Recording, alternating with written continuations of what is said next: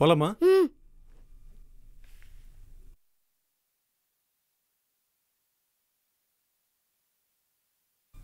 அருண், என்னப்பா? சாயந்தரம் வரும்போது சீத்தாப்பழம் கிடைச்சா வாங்கிட்டு வரையாடா, சாப்பிடும் போல இருக்குடா. சரிப்பா. டெய்லியும் கேட்குறாரு, வாங்கிட்டு தான் வாயேன்பா. சரி வா. அவனுக்கு 1008 வேலை இருக்கு, சும்மா சீத்தாப்பழம் ராமப்பழம்.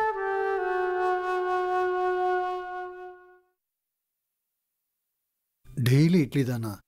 இடியாப்பம் பணியாரன்னு வேற ஏதாவது செய்யக்கூடாதா? அதெல்லாம் செய்ய எங்க நேரம் இருக்கு? எப்ப பார்த்தாலும் அது வேணும் இது வேணும்னு கேட்டுக்கிட்டு எனக்கு என்ன 4 கையும் காலுமா இருக்கு?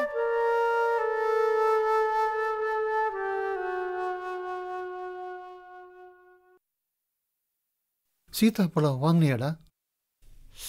சாரிப்பா, மறந்துட்டேன்.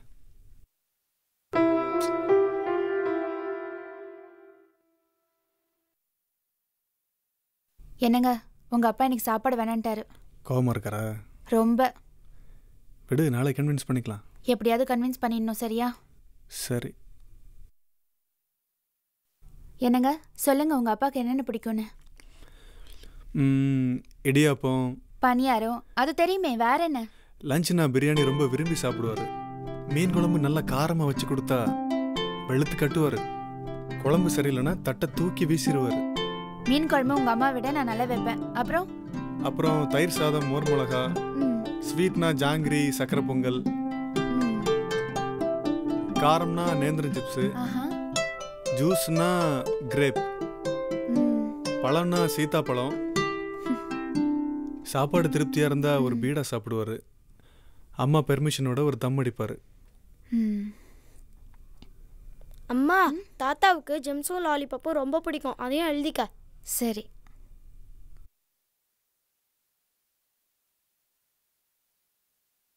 இந்தாங்க, இதெல்லாம் நீங்கள் போய் மார்க்கெட்டில் வாங்கிட்டு வந்துடுங்க. மற்றதெல்லாம் நான் ப்ரிப்பேர் பண்ணிடுறேன், சரியா?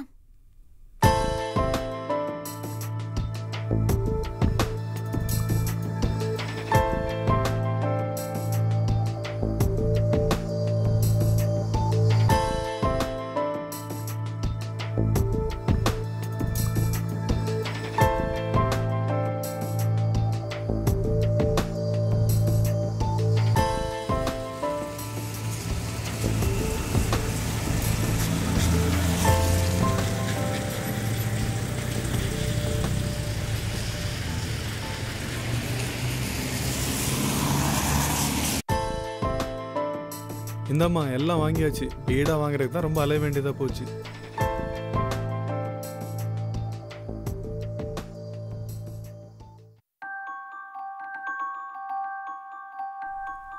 அம்மா, கூட்டு வந்துட்டுமா? இல்லப்பா, எல்லாம் எடுத்து வச்சுட்டு கூப்பிட்டுக்கலாம். சரி, போய் கூட்டு வா.